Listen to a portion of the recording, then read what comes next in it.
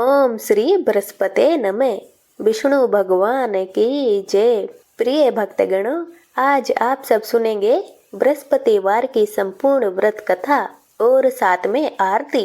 जो भी भक्त बृहस्पतिवार का व्रत करता है और कथा सुनता है, उसकी सभी प्रकार की मनोकामनाएं पूर्ण होती है और उसके घर में धन धान्य की वृद्धि होती है। इसलिए बृहस्पतिवार की व्रत कथा को अंत तक अवश्य सुनिएगा और कथा को लाइक करके कमेंट में बृहस्पति भगवान की जय अवश्य लिखिएगा। तो आइए अब सुनते हैं बृहस्पतिवार की व्रत कथा।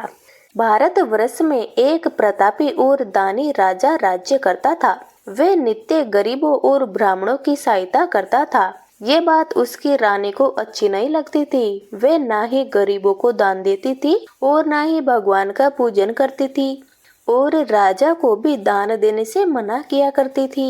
एक दिन राजा तो शिकार खेलने वन को गए हुए थे और रानी और दासी महल में अकेली थी। उसी समय बृहस्पति देव साधु वेश में राजा के महल में भिक्षा लेने के लिए गए और भिक्षा मांगी तो रानी ने भिक्षा देने से इनकार कर दिया और कहा, हे साधु महाराज, मैं तो दान पुण्य से तंग आ गई हूँ।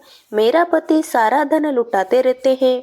मेरी इच्छा है कि हमारा सारा धन नष्ट हो जाए, ना रहेगा बांस और ना बजेगी बांसुरी। साधु ने कहा, देवी तुम तो बड़ी विचित्र हो। धन और संतान तो पापी के घर में भी होना चाहिए। पुत्र और लक्ष्मी तो सभी के घर में होनी चाहिए। यदि तुम्हारे पास अधिक धन है तो भूखों को भोजन दो, प्यासों के लिए प्याव बनवाओ और धर्मशालाएं खुलवाओ और निर्धन की कुंवारी कन्याओं का विवाह करवाओ। ऐसे और भी कई काम है जिनके करने से तुम्हारा यश लोक और परलोक में फैलेगा। परंतु रानी पर साधु महात्मा की बातों का कोई असर नहीं हुआ। वे बोली, महाराज आप मुझे कुछ न समझाइए। मैं ऐसा धन नहीं चाहती जो हर जगह बांटती फिरूं। साधु ने उत्तर दिया, यदि तुम्हारी ऐसी इच्छा है तो ऐसा ही होगा। तुम बृहस्पतिवार को घर लीप कर पीली मिट्टी से अपना सिर धोकर स्नान करना, भट्टी चढ़ाकर कपड़े धोना। ऐसा करने से आपका सारा धन नष्ट हो जाएगा। ऐसा कहकर वे साधु महाराज वहां से चले गए और साधु के अनुसार कई बातों को पूरा करते हुए रानी को केवल 3 बृहस्पतिवार ही बीते थे कि उनकी सारी धन संपत्ति नष्ट हो गई। अब तो भोजन के लिए भी राजा का परिवार तरसने लगा। तब एक दिन राजा ने रानी से बोला कि हे रानी, तुम यही रहो, मैं दूसरे देश को जाता हूँ, क्योंकि यहाँ पर तो सभी लोग मुझे जानते हैं, इसलिए मैं कोई छोटा कार्य नहीं कर सकता। ऐसा कहकर राजा प्रदेश चला गया। वहां वह जंगल से लकड़ी काट कर लाता और शहर में बेचता। इस तरह वह अपना जीवन व्यतीत करने लगा। इधर राजा के प्रदेश जाते ही रानी और दासी दुखी रहने लगी। एक बार जब रानी और दासी को 7 दिन तक बिना भोजन के रहना पड़ा तो रानी ने अपनी दासी से कहा, हे दासी, पास ही के नगर में मेरी बहन रहती है। वह बड़ी धनवान है, तू उसके पास जा और कुछ लेकर आ जिससे थोड़ा दिन हमारा गुजारा चल सके। रानी दासी की बहन के पास गई। उस दिन गुरुवार था और रानी की बहन उस समय बृहस्पतिवार की व्रत कथा सुन रही थी। दासी ने रानी की बहन को अपनी रानी का संदेश दिया, लेकिन रानी की बड़ी बहन ने कोई उत्तर नहीं दिया। तब दासी को रानी की बहन से कोई उत्तर नहीं मिला तो वह बहुत दुखी हुई और उसे क्रोध भी आया। दासी ने वापस आकर रानी को सारी बात बता दी। सुनकर रानी ने अपने भाग्य को कोसा। उधर रानी की बहन ने सोचा कि मेरी बहन की दासी आई थी, परंतु मैं उससे बोली नहीं, इससे वह बहुत दुखी हुई होगी। कथा सुनकर और पूजा समाप्त करके वे अपनी बहन के घर आई और बहन से कहने लगी कि हे बहन, मैं बृहस्पतिवार का व्रत कर रही थी। तुम्हारी दासी मेरे घर आई थी, परंतु जब तक कथा पूरी नहीं होती तब तक ना तो उठते हैं और ना ही बोलते हैं, इसीलिए मैं नहीं बोली। कहो दासी, तुम क्यों गई थी? रानी बोली, बहन तुमसे क्या छिपाऊं, हमारे घर में खाने तक को अनाज नहीं था। ऐसा कहते कहते रानी की आंखों से आंसू आ गए। उसने दासी समेत पिछले 7 दिनों से भूखे रहने की सारी बात अपनी बहन को बताई। रानी की बहन बोली, देखो बहन, भगवान बृहस्पति देव सबकी मनोकामना को पूर्ण करते हैं। देखो शायद तुम्हारे घर में भी अनाज रखा हो।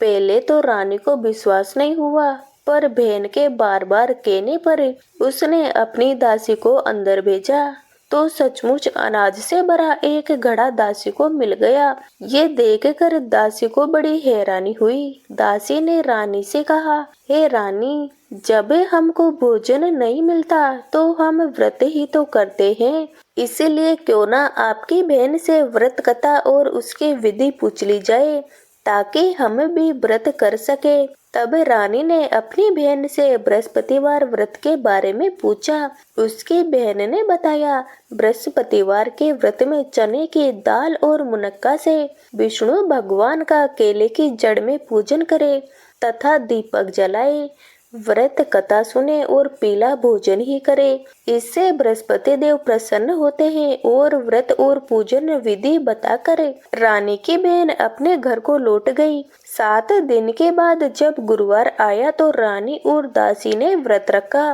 गुड़साल में जाकर चना और गुड़ लेकर आ गई।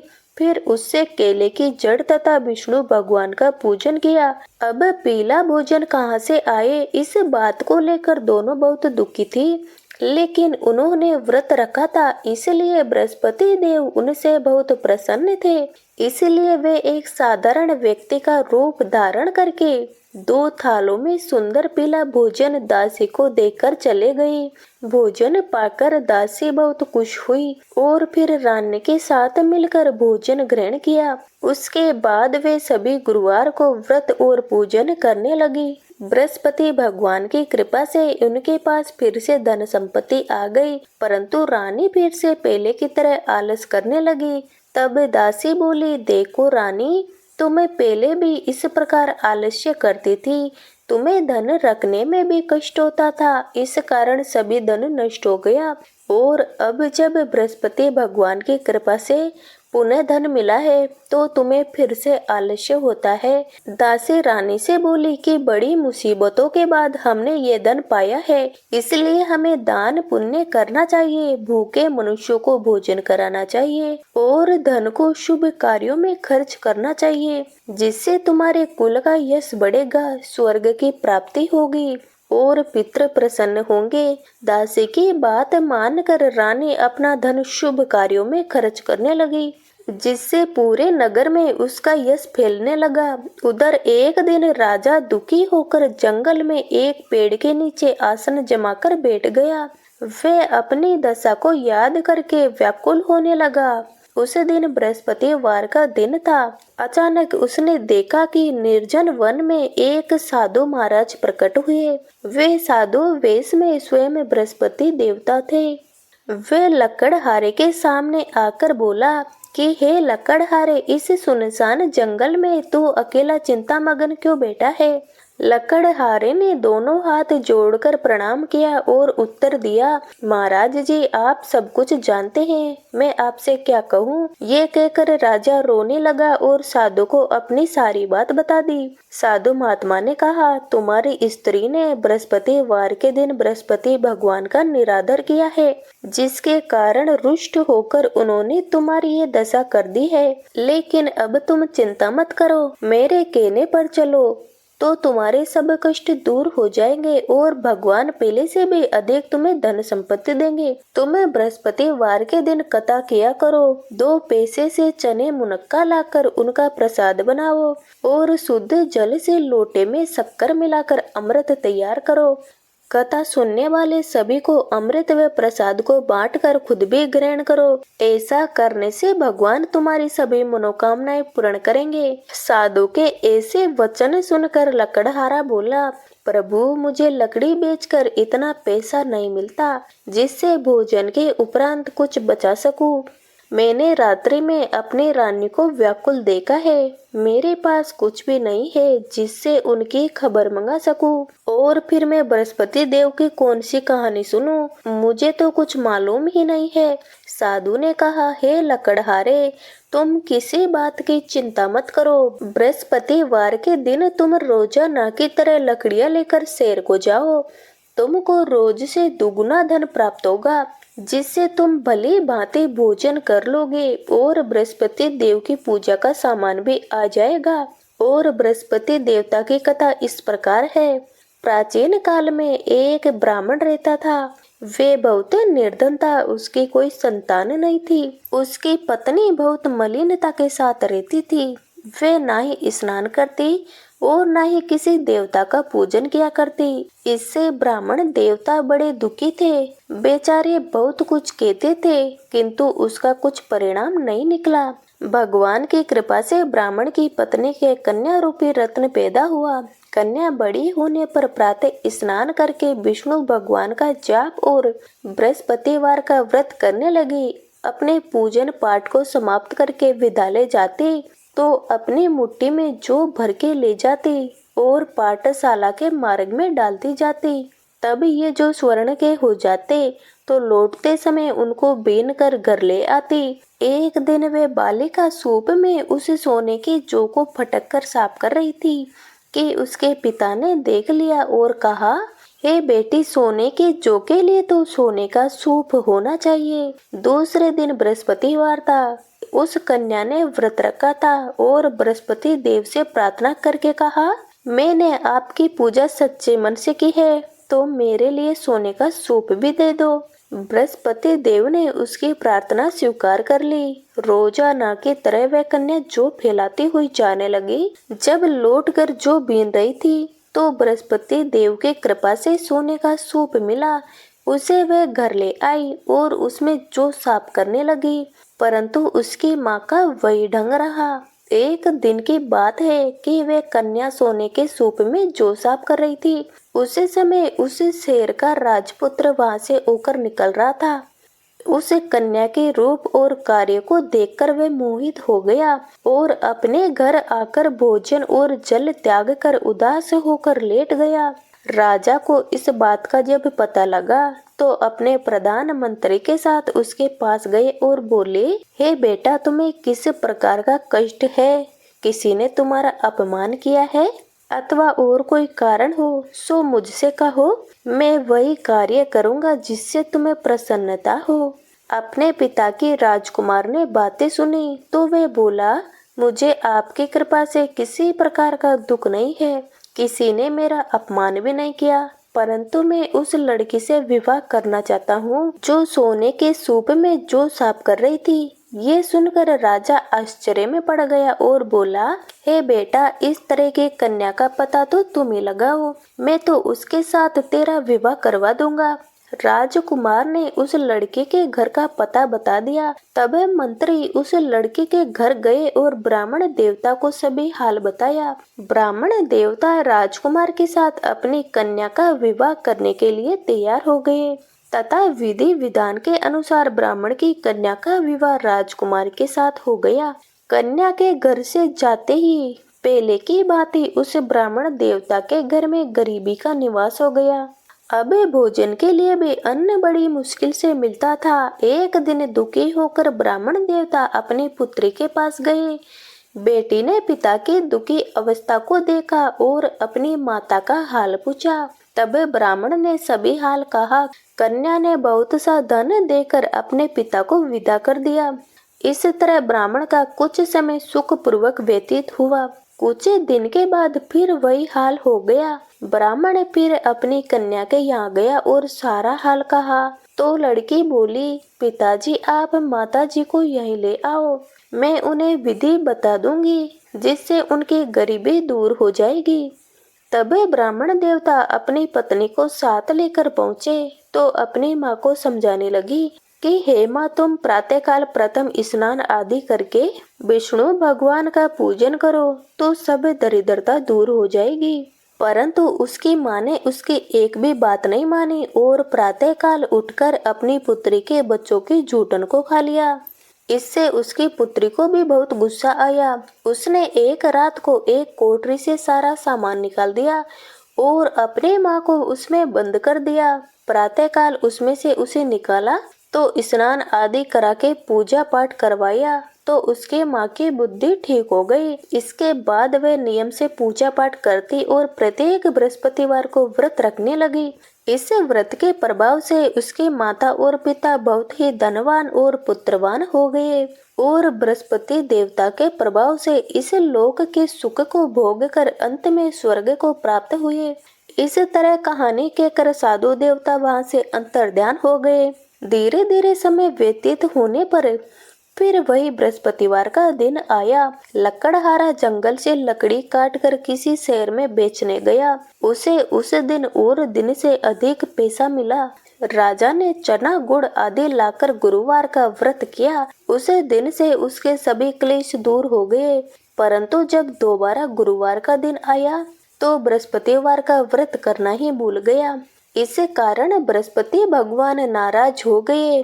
उसी दिन उस नगर के राजा ने विशाल यज्ञ का आयोजन किया था तथा शहर में ये घोषणा करा दी कि कोई भी मनुष्य अपने घर में भोजन न बनवाएगा और न ही आग जलाए। समस्त जनता को मेरे यहाँ भोजन करने आना है और आज्ञा को जो भी नहीं मानेगा उसे फांसी की सजा दी जाएगी। इस तरह की घोषणा संपूर्ण नगर में करवा दी गई। राजा की आज्ञा के अनुसार शहर के सभी लोग भोजन करने गए, लेकिन लकड़हारा कुछ देर से पहुंचा, इसीलिए राजा उसको अपने साथ घर लेकर गए और ले जाकर भोजन करा रहे थे तो रानी की दृष्टि उस खूंटी पर पड़ी जिस पर उसका हार लटका हुआ था। वह वहां पर दिखाई नहीं दिया। रानी ने निश्चय किया कि मेरा हार इस मनुष्य ने चुरा लिया है। उसी समय सिपाहियों को बुलाकर उसको कारागार में डलवा दिया। जब लकड़हारा कारागार में पड़ गया और बहुत दुखी होकर विचार करने लगा कि ना जाने कौन से पूर्व जन्मों के कर्म से ये दिन मुझे देखने पड़ रहे हैं, और उसी साधु को याद करने लगा जो उसे जंगल में मिला था। उसी समय बृहस्पति देव साधु के रूप में प्रकट हुए और उसकी दशा को देखकर कहने लगे, अरे मूर्ख, तूने बृहस्पति देव की कथा नहीं करी, इस कारण तुझे दुख प्राप्त हुआ है। लेकिन अब चिंता मत कर, बृहस्पतिवार के दिन कारागार के दरवाजे पर तुझे 4 पैसे पड़े मिलेंगे। उनसे तू बृहस्पति देव की पूजा करना, तेरे सभी कष्ट दूर हो जाएंगे। बृहस्पतिवार के दिन उसे 4 पैसे मिले। लकड़हारे ने कथा कही। उसी रात्रि को बृहस्पति देव ने उस नगर के राजा को सौंपन में कहा, हे राजा, तुमने जिस आदमी को कारागार में बंद कर दिया है वह निर्दोष है, वह राजा है, उसे छोड़ देना और रानी का हार उसी खूंटी पर लटका है। अगर तूने ऐसा नहीं किया तो मैं तेरे राज्य को नष्ट कर दूंगा। इसी तरह रात्रि के सौंपन को देखकर राजा प्रातःकाल उठा और खूंटी पर हार देखकर लकड़हारे को बुलाकर क्षमा मांगी और लकड़हारे को योग्य सुंदर वस्त्र आभूषण देकर विदा कर दिया। बृहस्पति देव की आज्ञा के अनुसार लकड़हारा अपने नगर को चल दिया। राजा जब अपने नगर के निकट पहुंचा तो उसे बड़ा आश्चर्य हुआ। नगर में पहले से अधिक बाग, तालाब, कुएं तथा बहुत सी धर्मशालाएं, मंदिर आदि बन गए थे। राजा ने पूछा, ये किसका बाग और धर्मशाला है? तब नगर के सब लोग कहने लगे, ये सब रानी और दासी के हैं। तो राजा को बड़ा आश्चर्य हुआ और गुस्सा भी आया। जब रानी ने यह खबर सुनी कि राजा आ रहा है तो उन्होंने दासी से कहा, हे दासी, देख राजा हमको कितनी बुरी हालत में छोड़कर गए थे। हमारी ऐसी हालत देखकर वे लौट ना जाए, इसलिए तू दरवाजे पर खड़ी हो जा।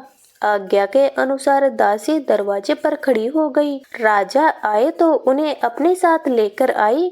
तब राजा ने क्रोध करके अपनी रानी से पूछा कि ये धन तुम्हें कैसे प्राप्त हुआ है? तब उन्होंने कहा, ये धन हमें बृहस्पति देव के इस व्रत के प्रभाव से प्राप्त हुआ है। तब राजा ने निश्चय किया कि 7 रोज बाद तो सभी बृहस्पति देव का पूजन करते हैं, परंतु मैं प्रतिदिन दिन में 3 बार कहानी और रोज व्रत किया करूँगा। अब हर समय राजा के दुपट्टे में चने की दाल बंधी रहती और दिन में 3 बार कहानी कहते। एक दिन राजा ने विचार किया कि चलो अपनी बहन के यहाँ चलते हैं। इस तरह निश्चय करके राजा घोड़े पर सवार होकर अपनी बहन के यहाँ को चलने लगा। मार्ग में उसने देखा कि कुछ आदमी एक मुर्दे को लिए जा रहे हैं। उन्हें रोक कर राजा कहने लगा, अरे भाइयों, मेरे बृहस्पति देव की कथा सुन लो। वे बोले, लो, हमारा तो आदमी मर गया है और इसको कथा की पड़ी है। परंतु कुछ आदमी बोले, अच्छा कहो, हम तुम्हारी कथा भी सुनेंगे। राजा ने दाल निकाली और जब कथा आधी हुई थी कि मुर्दा हिलने लगा और जब कथा समाप्त हो गई तो राम राम करके वह उठकर खड़ा हो गया। आगे मार्ग में उसे किसान खेत में हल चलाता मिला तो राजा ने उसे देखकर कहा, अरे भैया, तुम्हें मेरी बृहस्पतिवार की व्रत कथा सुन लो। किसान बोला, जब तक मैं तेरी कथा सुनूंगा तब तक 4 हरैया जोत लूंगा। जा अपनी कथा किसी और को सुनाना। इसी तरह राजा आगे चलने लगा। राजा के आगे बढ़ते ही बेल पछाड़ खाकर गिर गए और किसान के पेट में बड़ी जोर से दर्द होने लगा। उस समय उसकी माँ रोटी लेकर आई और उसने जब ये देखा तो अपने पुत्र से सब हाल पूछा और बेटे ने सभी हाल कह दिया। तो बुढ़िया दौड़ी दौड़ी उस घुड़सवार के पास गई और उससे बोली कि मैं तेरी कथा सुनूंगी, तो अपनी कथा मेरे खेत पर चलकर ही कहना। राजा ने बुढ़िया के खेत पर जाकर कथा कही, जिसके सुनते ही वे बैल उठकर खड़े हो गए तथा किसान के पेट का दर्द भी बंद हो गया। राजा अपनी बहन के घर पहुंचा। बहन ने भाई की खूब मेहमानी की। दूसरे दिन प्रातःकाल राजा जगा तो ये देखने लगा कि सब लोग भोजन कर रहे हैं। राजा ने अपनी बहन से कहा कि कोई ऐसा मनुष्य है जिसने भोजन नहीं किया हो, वो मेरे बृहस्पतिवार की कथा सुन ले। बहन बोली, भैया, ये देश ऐसा है कि पहले यहाँ लोग भोजन करते हैं, बाद में अन्य काम करते हैं। अगर कोई पड़ोस में हो तो मैं देख के आती हूँ। वे ऐसा कहकर देखने चली गई, परंतु उसे कोई ऐसा व्यक्ति मिला ही नहीं जिसने भोजन नहीं किया हो। अंत में वे एक कुमार के घर गई जिसका लड़का बीमार था। उसे मालूम हुआ कि उनके यहाँ 3 दिन से किसी ने भोजन नहीं किया है। रानी ने अपने भाई की कथा सुनने के लिए कुमार से कहा। वे तैयार हो गया। राजा ने जाकर बृहस्पतिवार की कथा कही, जिसको सुनकर उसका लड़का ठीक हो गया। अब तो राजा की प्रशंसा होने लगी। एक दिन राजा ने अपनी बहन से कहा कि बहन, हम अपने घर को जाएंगे, तुम भी तैयार हो जाओ। राजा की बहन ने अपनी सास से कहा तो सास ने कहा, हाँ चली जा, परंतु अपने लड़कों को मत ले जाना, क्योंकि तेरे भाई की कोई औलाद नहीं है। बहन ने अपने भैया से कहा कि भैया, मैं तो चलूंगी, पर कोई बालक नहीं चलेगा। तो राजा बोला, जब कोई बालक नहीं चलेगा तो तुम भी क्या करोगी। बड़े दुखी मन से राजा अपने नगर को लौट आया। राजा ने अपनी रानी से कहा, हम निर्वंशी हैं, हमारा मुंह देखने का धर्म भी नहीं है और कुछ भोजन भी नहीं किया। रानी बोली, हे प्रभु, बृहस्पति देव ने हमें सब कुछ दिया है, वे हमें औलाद भी अवश्य देंगे। उसी रात को बृहस्पति देव ने राजा से सौपन में कहा, हे राजा, उठो, सभी सोच त्याग दो, तेरी रानी गर्भ से है। राजा को ये बात सुनकर बड़ी खुशी हुई। 9वें महीने उसके गर्भ से एक सुंदर पुत्र पैदा हुआ। तब राजा बोला, हे रानी, स्त्री बिना भोजन के रह सकती है, पर बिना कहे नहीं रह सकती। जब मेरी बहन आएगी तुम उससे कुछ भी मत कहना। रानी ने सुनकर हाँ कह दिया।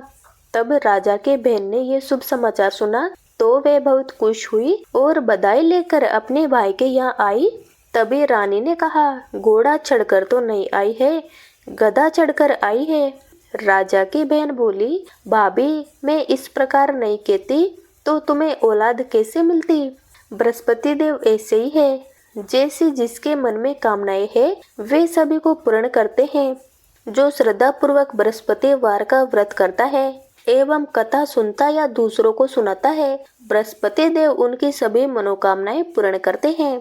बृहस्पति देव उनकी सदैव रक्षा करते हैं। जो श्रद्धा भाव से और सच्चे मन से बृहस्पति देव का पूजन करते हैं उसकी सभी मनोकामनाएं उसी प्रकार पूर्ण होती है जैसे राजा और रानी ने बृहस्पति देव की कथा का गुणगान किया, उनकी सभी इच्छाएं बृहस्पति देव ने पूर्ण की। तो प्रेम से बोलिए बृहस्पति देव की जय, विष्णु भगवान की जय, समस्त देवी देवताओं की जय।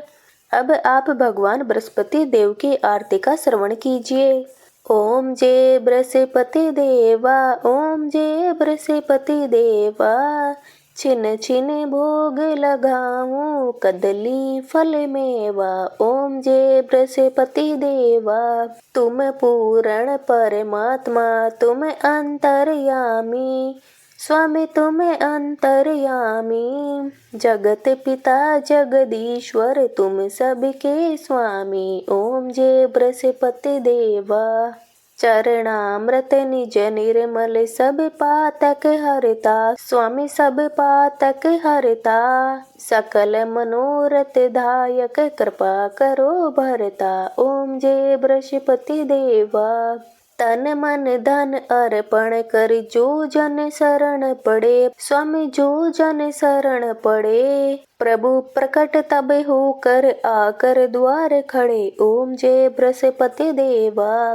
दीन दयाल दयानिधि भक्तन हितकारी, स्वामी भक्तन हितकारी, पाप दोष सब हरता भव बंधन हारी। ओम जय बृहस्पति देवा, सकल मनोरथ दायक सब संशय तारो, स्वामी सब संशय तारो, विषय विकार मिटावो संतन सुखकारी। ओम जय बृहस्पति देवा, जो कोई आरत तेरी प्रेम सहित गावे, स्वामी प्रेम सहित गावे, ज्येष्ठानंद बंद सो निश्चय ही पावे। ओम जय बृहस्पति देवा, ओम जय बृहस्पति देवा, स्वामी जय बृहस्पति देवा। प्रेम से बोलिए बृहस्पति भगवान की जय, भगवान श्री लक्ष्मी नारायण की जय।